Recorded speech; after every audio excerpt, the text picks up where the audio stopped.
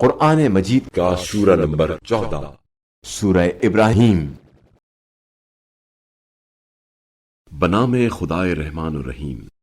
الف لام را، یہ ایک ایسی کتاب ہے جسے ہم نے آپ صلی اللہ علیہ وآلہ وسلم کی طرف نازل کیا تاکہ آپ صلی اللہ علیہ وآلہ وسلم لوگوں کو ان کے رب کے اذن سے اندھیروں سے نکال کر روشنی کی طرف لائیں، غالب آنے والے قابل ستائش اللہ کے راستے کی طرف، جس اللہ کی ملکیت میں آسمانوں اور زمین کی تمام موجودات ہیں، اور کافروں کے لیے عذاب شدید کی تباہی ہے، جو آخرت کے مقابلے میں دنیاوی زندگی سے محبت کرتے ہیں اور راہ خدا سے روکتے ہیں اور اس میں انحراف لانا چاہتے ہیں۔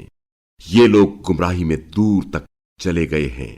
ہم نے کوئی رسول نہیں بھیجا مگر اسی قوم کی زبان میں تاکہ وہ انہیں وضاحت سے بات سمجھا سکے، پھر اس کے بعد اللہ جسے چاہتا ہے گمراہ کرتا ہے اور جسے چاہتا ہے ہدایت دیتا ہے، اور وہی بڑا غالب آنے والا حکمت والا ہے۔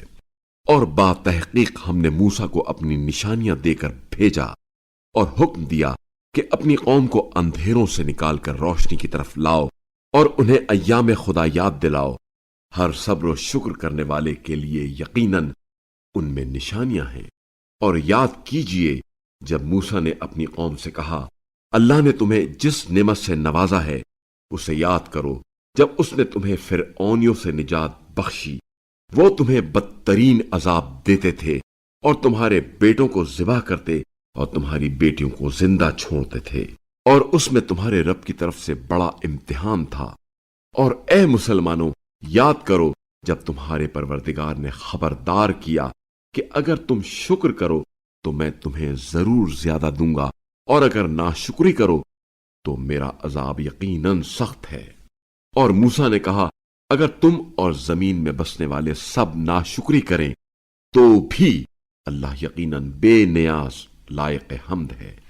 کیا تمہارے پاس ان لوگوں کی خبر نہیں پہنچی جو تم سے پہلے گزر چکے ہیں، مثلا نوح، عاد اور سمود کی قوم، اور جو ان کے بعد آئے جن کا علم صرف اللہ کے پاس ہے؟